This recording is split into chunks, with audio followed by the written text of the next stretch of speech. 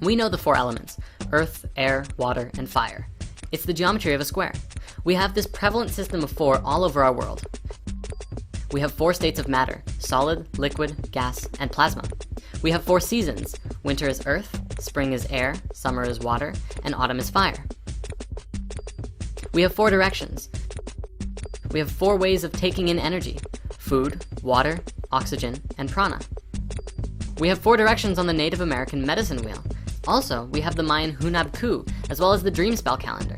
This system is all over the ancient past in symbolism hidden in different cultures.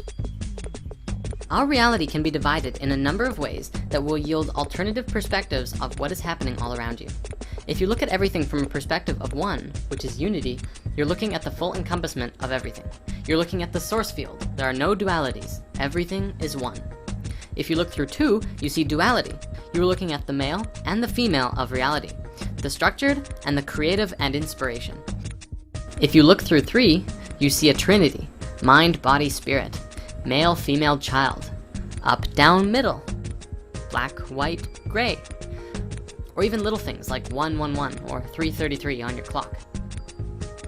If you look through four, you see the four elements. They are the physical, mental, emotional, or spiritual, or perhaps 1111 on your clock. We can continue. 5 is the pentacle, as well as the dodecahedron. 6 is the vector equilibrium, or cuboctahedron, which we'll talk about in a few minutes. Do you see how each geometry is connected to a different energy? There's a lot of connections here that we can make to start seeing things bigger. Each point on the flower of life is one, and when you connect them, the geometries expand. 2 is a trion ray. 3 is a trinity, a triangle. 4 in the flower of life is a vesica Pisces, but it can also be a square. As these expand, they grow in dimension as well. 5 is a pentagon, and 6 is a hexagon. Each of these numbers relate to our dimensions as well. Dimensions and densities are very interconnected, although they are not the same. Dimensions go like this. 1 is 1 dot. That's unity, or dimension 0. Then 2 is a line. That's duality. 3 dots is a triangle, so you get a flat plane, a two-dimensional shape. 4 dots is a tetrahedron, giving you depth, bringing you to the third dimension. There's no real way of drawing a fourth dimensional object in a two-dimensional video, but it's believed that they're as amazing as something like this in actual manifestation. You might notice that we're really only looking at up to 6 geometries. This is because as we're evolving, we're moving from a third dimensional awareness to a fifth dimensional awareness. So these are the ones that we need to understand. These geometries also work in tandem with the chakras. Everything is connected. So we have the 4 elements down, which means there are 2 more geometries to look at. Well, actually 3, but the Merkaba is a whole video on its own. The 5th geometry is the dodecahedron, which I associate to being the life geometry.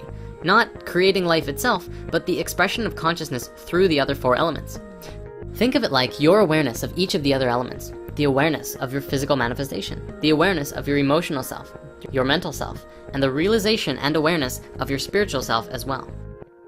We have 5 platonic geometries that form everything in creation, but we don't have a hexagonal shape. If we look at the flower of life, we see that its ultimate basic form is in a 6-pointed shape, called a hexagon. Want to see where else hexagons form in life?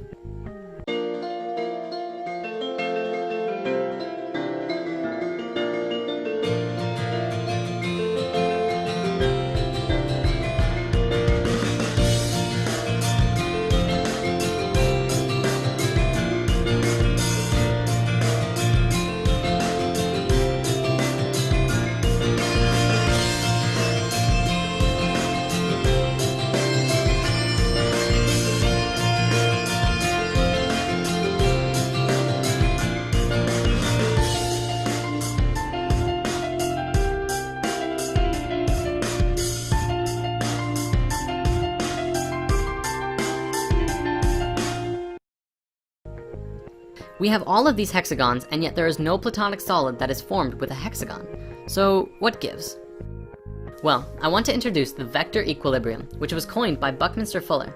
It is actually formed from 3 two-dimensional hexagons that swivel around each other, and its basic shapes that make it up are an equilateral triangle and the square. These are the 2 smallest shapes that you can make with straight lines, and together they balance at each other's corners to create the perfect shape. Why is it the perfect shape? Well, amazing physicist of the future, Nassim Haramein, has put together a movie called Black Hole that explains this. The reason is that every single line which is connected in this shape is the same distance away from every other point, including the very center of the shape itself. Not even the Platonic solids have that definition, which also makes this the most stable shape and polyhedron, and the basis of the three-dimensional flower of life. Finally, the only reason it's not a Platonic solid is because it has both squares and triangles within it. Platonic solids are Platonic because each face is the same, which makes me think that other shapes must exist that are balanced between two different shapes as well, and construct everything in the universe. To really learn more, check out Black Hole by Nassim Haramein. He actually has done a lot of videos out there which explains his theories and understandings of physics, and he's really amazing to listen to. His latest movie, Black Hole, is a good explanation of everything in just 1 hour, so we do recommend it the most. Before we end this video, I want to connect the final dots in the array to show you how all of these geometries are connected to life, and in turn, you. A seed in the ground sprouts up into a large tree. The tree blossoms a flower. The flower produces a fruit, and the fruit contains the seed. This is the natural progression of the cycle of life through consciousness on Earth. So let's translate that to geometry and see what happens. The seed of life sprouts the tree of life. The tree blossoms the flower of life. The flower produces the fruit of life, and the fruit of life contains the seed of life. In human evolution, I feel that the human race is still but a seed, an embryo, but about to expand into the tree of life. We're evolving consciously, and we're still stuck on the ground, stuck in the dirt, but not for long. Check out this painting I found on DeviantArt by the brilliant artist Adrian Kenyon. This is his depiction of the miraculous conception of creation and human history.